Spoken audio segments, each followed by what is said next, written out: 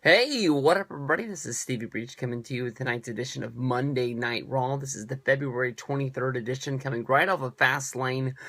We saw the big Randy Orton return, coming in and hunting down Seth Rollins, coming in to make the big save against Dolph Ziggler, Eric Rowan, and Ryback, and basically making Seth Rollins run out of Memphis.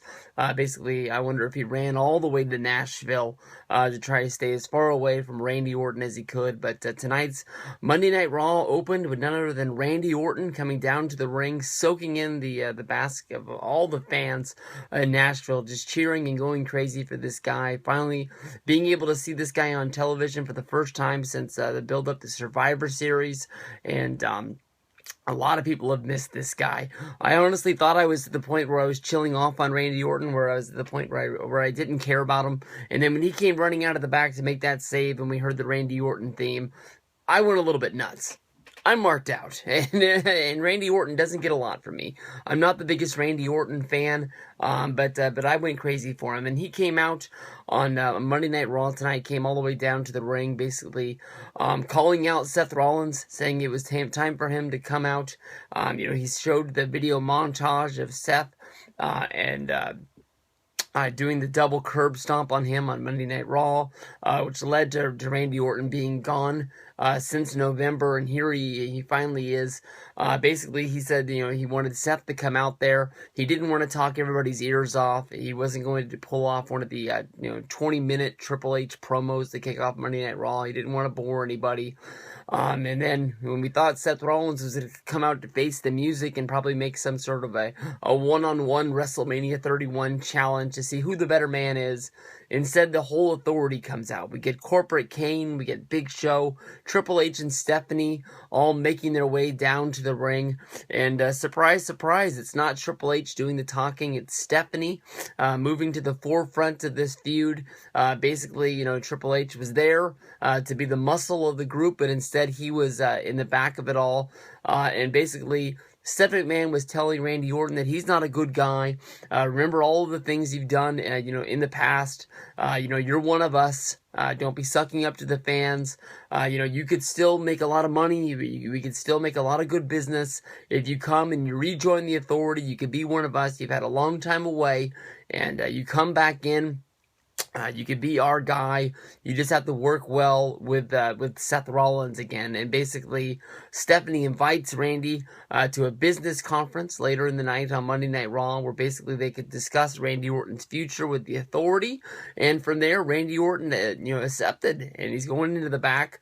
More than likely, this is some sort of a trap that the Authority has set for Randy Orton. There's no way in the way Triple H and Stephanie would be bringing Randy into the fold anywhere close to Seth Rollins, their made man with the Money in the Bank briefcase, the future of the WWE. So something will be going on later on Monday Night Raw.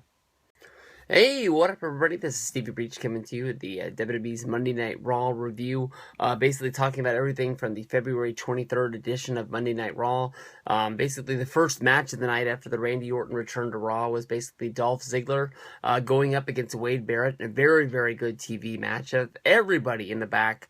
WWE brought out R-Truth to sit in on commentary, where there he was pushing the idea that he's a number one contender for the Intercontinental Championship, even though that last night we saw, Dean Ambrose steal the Intercontinental Championship after being disqualified in a match against Bad News Barrett. It was R-Truth that did beat Bad News Barrett on an edition of SmackDown last week, and here is Dolph Ziggler going out there and wrestling in a very, very good match. Let's see. Both guys sort of exchanged, their finishers throughout the match. Both getting, close pinfalls throughout the whole deal. Basically Dolph Ziggler earned the win by doing the zigzag, where he was able to get the 1, 2, 3, and from there Dean Ambrose came back down to the ring. This time holding the Intercontinental Championship into his face. Basically, taunting him with the title. This sort of opens the door for some sort of a I don't know how many guys there would be. There would be Dolph Ziggler, who's beat Barrett. There's been Dean Ambrose, who wants to be the Intercontinental Champion. R-Truth is out there as a guy who's beat Bad News Barrett. Add Dolph Ziggler into the fact.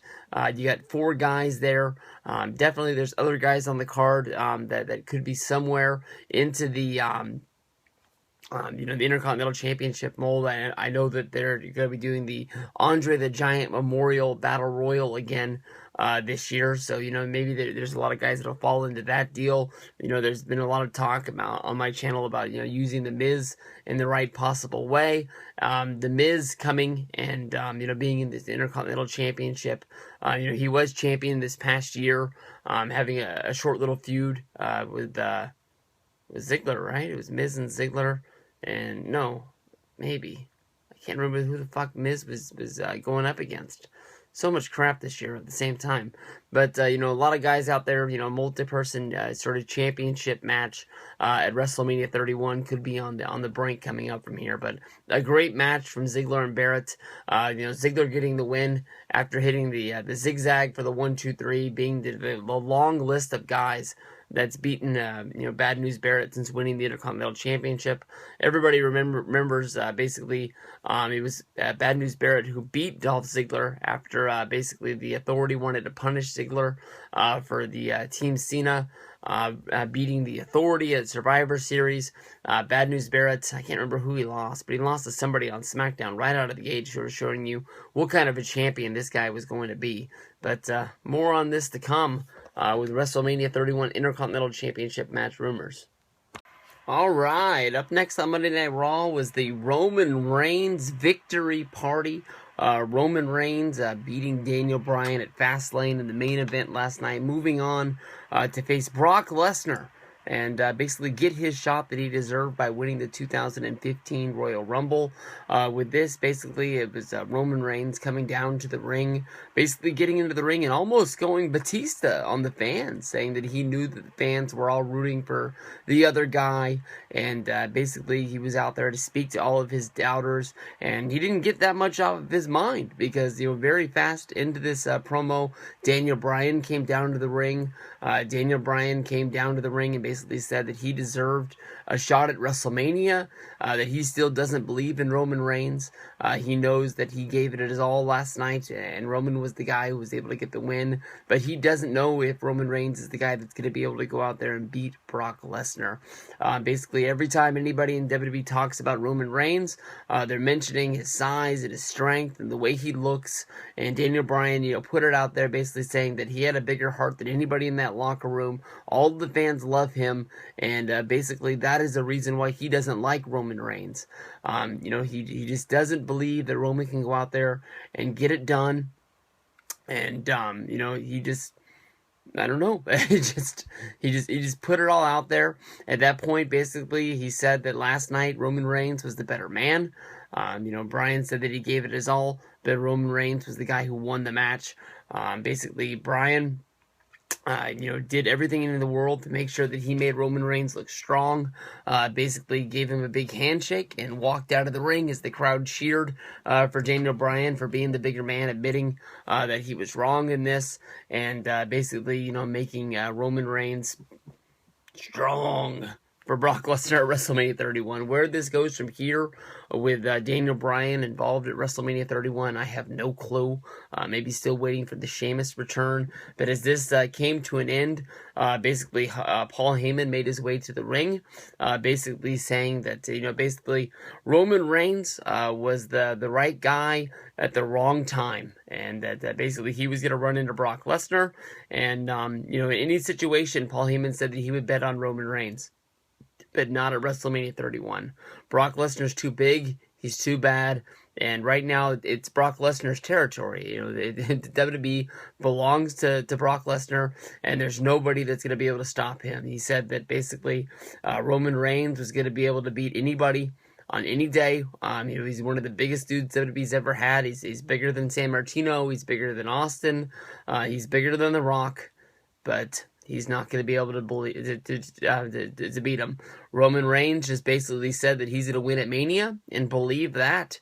And that was the end to all of the build. I know that it was sort of pushed that Brock Lesnar was going to be on this Raw from Nashville all the way almost up to game time for WWE Raw on USA Network. But no Brock Lesnar here. Kind of weird, kind of funny. But Roman Reigns gets put over by Daniel Bryan last night at Fastlane. Gets put over again here on Monday Night Raw. We've known since last night that the main event is going to be a one-on-one. Brock Lesnar versus Roman Reigns. They put the little picture up there on the screen, but they've made a picture before and then changed it to something else. So we're gonna have to see where we go from here with WrestleMania 31. Big question marks on Daniel Bryan. Oh, wow. I totally expected this to happen with Monday Night Raw tonight with John Cena and Rusev, but didn't see the finished product on what they would do. I think everyone knew that Fastlane was going to build to WrestleMania, as Michael Cole and Jerry the King Lawler said, we're on the fast lane to WrestleMania 31 tonight. 1,000 times last night on the Fastlane pay-per-view. Everybody knew that this was not a one-off match for Cena versus Rusev. Basically Cena came out to the ring tonight for Monday Night Raw for a promo. Basically John Cena came out to tell the world that he never gave up. It wasn't a true win for Rusev. It was the cheating, the backdoor sort of tactics that Rusev and Lana used against them, and that he didn't lose the right way, and that he wants another shot. Basically, with Cena coming out there and basically calling out Rusev and Lana, saying that it was a coward way for them to get a win. Lana and Rusev, came out on the stage, basically appearing out there. Lana said that Cena had been humbled and humiliated. Rusev called John Cena a quitter. It said just like all the other Americans out there. Basically, Cena, rose up from the dead, basically talking about, USA might as well have been holding the American flag in a 2x4, yelling ho, like he was Hacksaw Jim Duggan out there. Basically, John Cena demanded a rematch, not against Rusev, demanded a rematch and another shot for the United States Championship at WrestleMania 31. And from there, Rusev and Lana, they were great tonight. Turned them down. No match. So now we're going to have to get to the point where Cena's going to have to make it where Rusev wants revenge for something. Maybe, I don't know. I really don't see the WrestleMania 31 match being for the United States Championship. Is John Cena, a babyface, a guy who doesn't like to cheat, who doesn't like to bend the rules, even when he gets, beat down, he gets up and he dusts himself off and throws his thumb up to all the kids out there in the crowd. Is he going to find a way to come out there on a Monday Night Raw match and find some way for Rusev to lose his undefeated streak to somebody else? Maybe they're going to give the rub to somebody like Biggie Langston, from A New Day, where we crown ourselves a new United States Championship, making the match a little less predictable at WrestleMania 31. I think as long as everyone knows the United States Championship is on the line, there's no chance in hell that John Cena is going to be winning the match, because once you get that title on John Cena, you have to take it off of him. And I don't think anybody wants to see just Rusev and Cena trading the United States Championship back. And we laugh back at this, a few years down the road, pointing at the time John Cena won the United States Championship, 10 years after winning it the first time. And John Cena being one of the guys on the long list of champions that have not made the United States Championship really worth anything. I know that Rusev has brought some credibility to that belt with his long winning streak, but then again, he really hasn't had matches to defend that title all that much since winning it on the build-up of Survivor Series by beating Sheamus. Of course, he was involved in the Team Cena versus Team Authority Survivor Series match. He was involved in the Royal Rumble match. I can't remember what he did at TLC.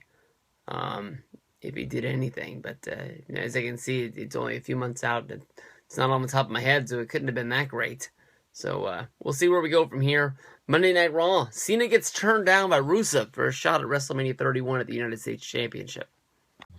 Hey, what up, everybody? This is Stevie Breach coming to you today, talking a little bit about tonight's Monday Night Raw and the Hall of Fame announcement that's coming This year so far for the Hall of Fame, of course, we have Macho Man Randy Savage, we have Rikishi, and Arnold Schwarzenegger.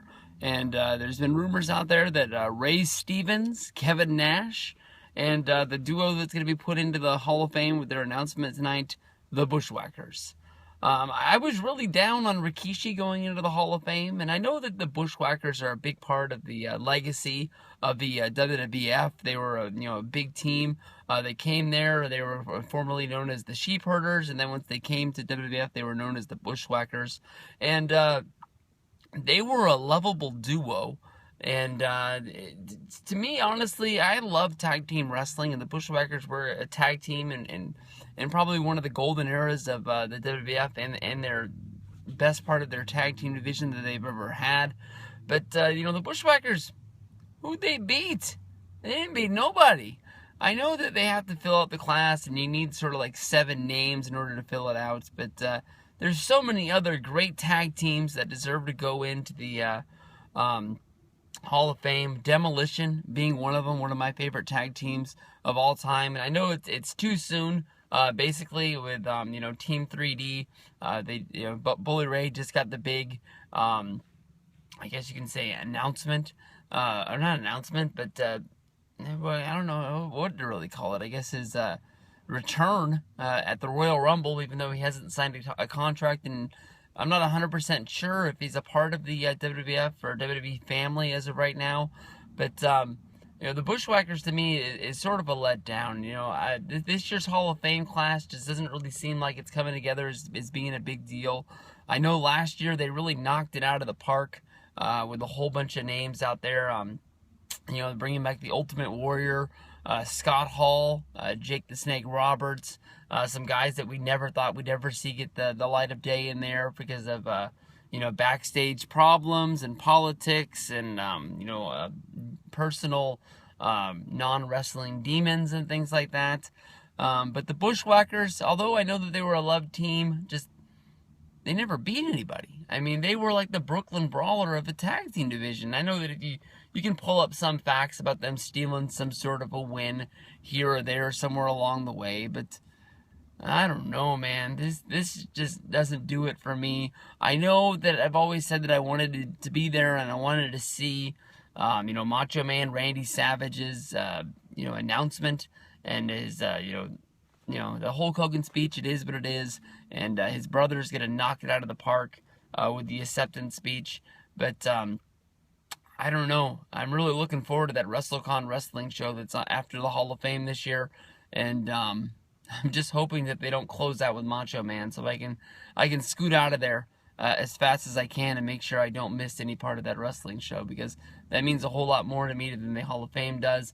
When I look at this class, I can't think of anybody that they can put in there to save this. If The Rock was getting announced, he would have been the first guy that got put up there. I'm thinking that more than likely your headliner is going to be Kevin Nash. And how much I love Kevin Nash, it is what it is.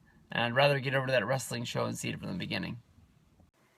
All right, main event for Monday Night Raw tonight on February 23rd was basically a tag team match. Bryan versus Reigns going up against Orton and Rollins. A little bit of the backstory on this was Randy Orton's debut at the beginning of the show. During this, Seth McMahon invited Randy to come to a business conference for the Authority, basically where they could make their claim that the Authority was the right place for Randy Orton because he truly is, deep down, a bad guy. And basically... in this whole deal, basically Seth Rollins tried to stand up for himself, basically saying that Orton didn't belong in the Authority, but this is basically a spot where Stephanie and Triple H, want Orton to be. They've always been close together their whole time, even through the whole evolution phase, and, Orton always has been, their little darling, as far as, holding the championship and being a main guy to go with them. Stephanie was saying that, if Randy Orton comes into the fold, basically the whole team would be unbeatable. Even though there was Kane stepping forward, following up behind Seth Rollins, basically saying that, this isn't the right move. everyone, basically came together. Orton and Rollins shook hands, and then Stephanie booked Orton and Rollins to take on Bryan and Reigns in the main event tonight. It seemed like everything was back together. The Authority was going to be able to find a way to go, and then the match happened. In this match, basically, Bryan and Reigns seemed like they put everything behind them. They were able to get into this match, and they were able to sort of have the match without having any problems. There was no sort of behind the back sort of tag-ins or blind tags or anything like that. All the fighting was done by Rollins and Orton on the far side. Basically, they got to a point in the match where the Authority, Rollins and Orton were having the match in control, and basically Orton was going for a signature dragon DDT. Draping DDT on Roman Reigns when Seth Rollins made his blind tag. Orton delivered the DDT anyways, and then just got to the point where he was just like, fuck it. Fuck the Authority. Fuck this match. I'm out of here. He bailed out of the ring. Basically, he was stopped by Corporate Kane and Big Show trying to calm him down, trying to get him back into the match, and then basically Orton saw his opening as basically Seth Rollins ate a big knee from Daniel Bryan, and at that point, Daniel Bryan, he made the pinfall in order to get the win in this match. But Orton went running back in to try and feast on the fallen prey of Seth Rollins, and from there, basically he was restrained by everyone in the back. Everybody was trying to see this big RKO that we've been waiting for so long that more than likely we're not even going to see until WrestleMania. Basically, the RKO that went down tonight was on Joey Mercury, as everyone was trying to fight him off. Rollins was able to get out of there and basically bail off to the back, and it seems that the Authority's plan of bringing them back together with Seth Rollins and Randy Orton being able to play nice together is not going to happen. And so Monday Night Raw ends with the slow burn. Everybody waiting to see this RKO. That might not happen for 5 weeks, but maybe hopefully next week we can get closer to naming this match for WrestleMania 31 and getting this card put together. Also announced was the Andre the Giant Memorial Battle Royal by Curtis Axel. But good edition of Raw. We'll move on to next week, and I'll see you guys down the road.